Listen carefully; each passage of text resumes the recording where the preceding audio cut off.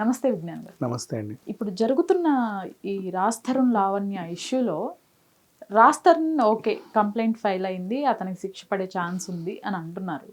మరి లావణ్యకి సంబంధించి పబ్లిక్గానే మనం కొన్ని ఆడియోస్ విన్నాం.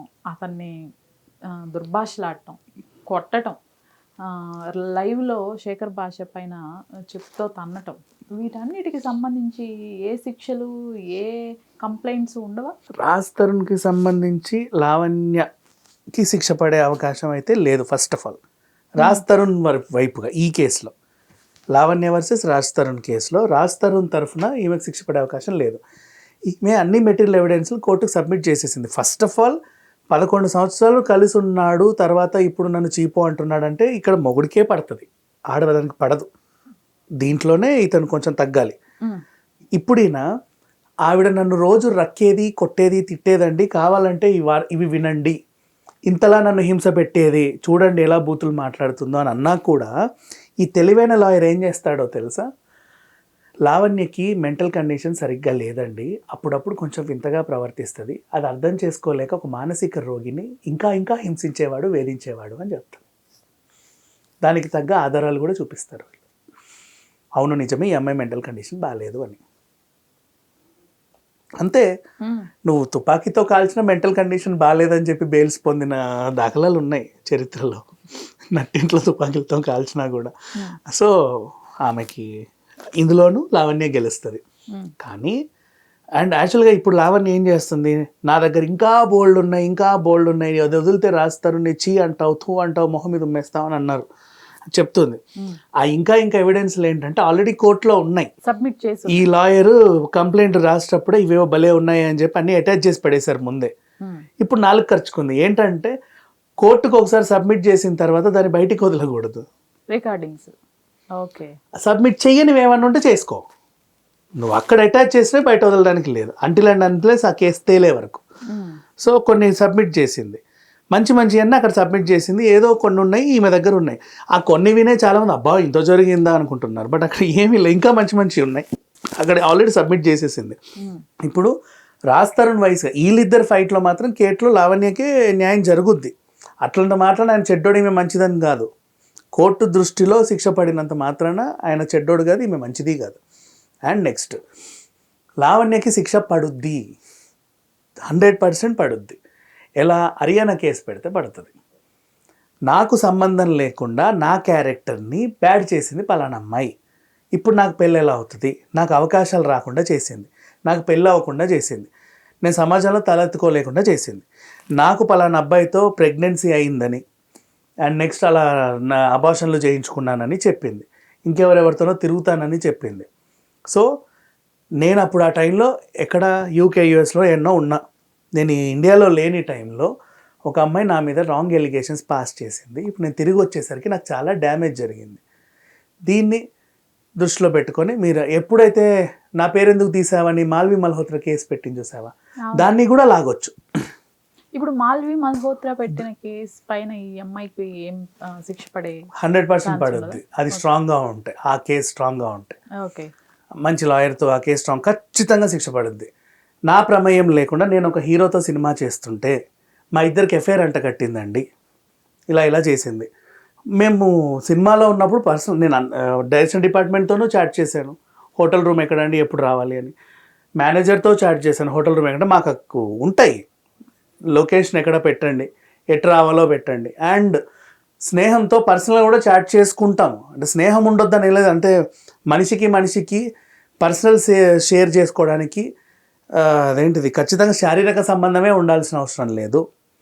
మెంటల్గా మా ఇద్దరికి, ఇప్పుడు నేను గతంలో కొంచెం బాధలు అనుభవించి ఉన్నా, ఈయన బాధలు అనుభవించి ఉన్నాడు, మేమిద్దరం అలా కలిసి మాట్లాడుకున్నాం, ఇది జరిగింది అని మాల్వి మల్హోత్రా ఒక కేసు. అదే కేసుకి ఛార్జ్షీట్కి ఇంకొకటి కూడా అటాచ్ చేసి హర్యానా కూడా నేను ఆయన అనుభవించు రాజా అనే సినిమాలో నటించామండి, నాకు కొంచెం బాధ పడే సిచ్యువేషన్లు కొన్ని జరిగాయి, ఆయనకు కూడా ఉన్నాయి, మేము కలిసి మాట్లాడుకొని ఫ్రెండ్స్ అయ్యాం.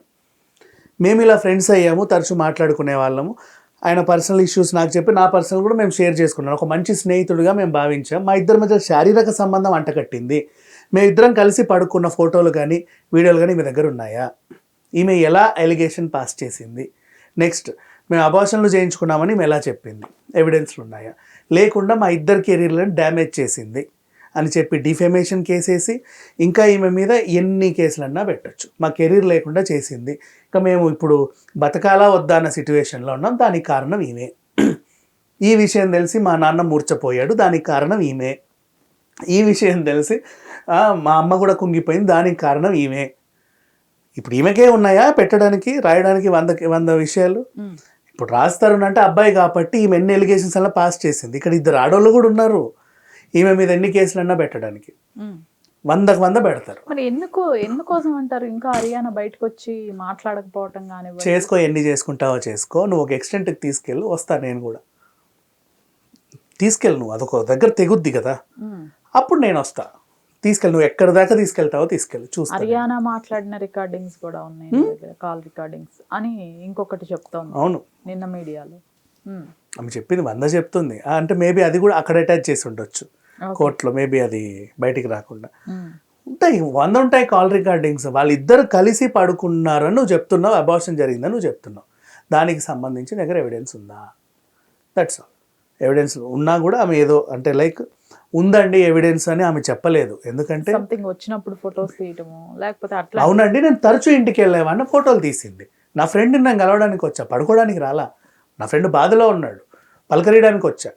అది జరిగింది. మేము ఇద్దరం కలిసి ఒక సినిమా చేసాం, నాకు అలా ఫ్రెండ్షిప్ అయింది. ఈమె కూడా మేము ఇద్దరం కలిసి ఒక సినిమా చేసినంత మాత్రాన మాకు ఇలా ఎఫైర్ ఉన్నట్ట.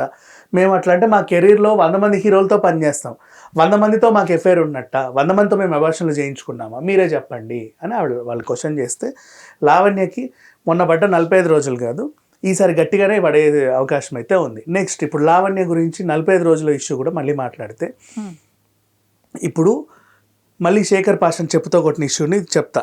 ఆయన ఆరోపణ చిన్నపిల్లలకి డ్రగ్స్ అలవాటు అని. అంటే నీకంటే చిన్నపిల్లలు నీకు చిన్నపిల్లలే అంతే. ఇప్పుడు రాస్తారు, నువ్వు బర్త్ 1992 అనుకుంటా, 94, 95, 96 బర్న్ పీపుల్ అంతా కూడా ఆ ఏజ్లో మంచి ఫ్రెండ్స్ లానే ఉంటారు, కానీ వాడికంటే చిన్నోళ్ళేగా, అంతేగా. అప్పుడు దాని చిన్నపిల్లలు.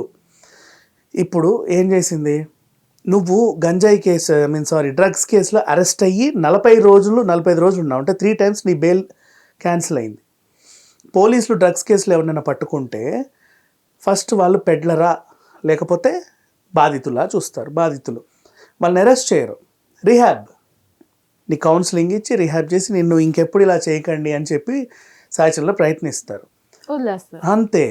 నువ్వు నలుగురికి సప్లై చేసినప్పుడే నిన్ను పట్టుకుంటారు, జైల్లో వేస్తారు. అది కూడా వాళ్ళ దగ్గర స్ట్రిక్ట్ ఎవిడెన్స్ ఉంటేనే పట్టుకుంటారు, జైల్లో వేస్తారు, చెకింగ్లన్నీ చేసి బెయిల్ కూడా ఇవ్వరు. ఇప్పుడు నీ విషయంలో ఇలా జరిగింది అంటే పోలీసులు తప్ప, నువ్వు తప్ప. లావణ్య కరెక్ట్ అయితే మరి పోలీసులు తప్పు, ఆమెడ పడింది తప్పుడు కేసు, జడ్జి కూడా తప్పే మరి.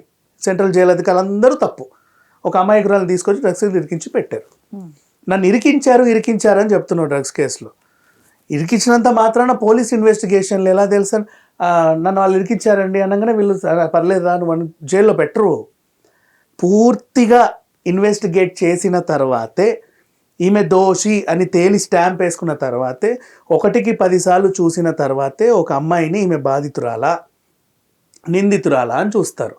ఈమె నిందితురాలు కాదండి, ఈమె బాధితురాలు కాదండి, నిందితురాలు అని తేల్చిన తర్వాతే జైలుకు పంపిస్తారు 100%. ఇది మరి ఇప్పుడు ఈమె జైలుకు పంపారు అంటే మరి ఆమెనే చెప్పుకోవాలి మరి ఆమె ఎంతవరకు బాధితురాలు అనేది. అండ్ శేఖర్ పాషా కూడా దాని గురించే మాట్లాడాడు. అందుకు ఈవిడ సమాధానం లేక చెప్పుతో కొట్టి వెళ్ళిపోయింది. సో లావణ్య ఈ హర్యానా కేసులో అండ్ మాల్వీ కేసులో ఖచ్చితంగా జైలుకి వెళ్తుంది. అండ్ నెక్స్ట్ ఇంట్లో ఆమె చాలామందికి డ్రగ్స్ ఇచ్చేదండి అని వాళ్ళు చెప్తున్నారు. ఆమెతో పాటు ఇంకొంతమంది తీసుకునేవాళ్ళు. వాటికి తగిన ఆధారాలు ఇన్ కేసు వాళ్ళ దగ్గర ఉంటే తెలివిగా ఈ అమ్మాయి వెళ్ళిపోతుంది. డ్రగ్స్ కేసులో లావణ్య లోపల పడడం మళ్ళీ గ్యారంటీ. అండ్ మమ్మల్ని బ్యాడ్ చేసినందుకు డిఫెమేషన్ 100% ఇది.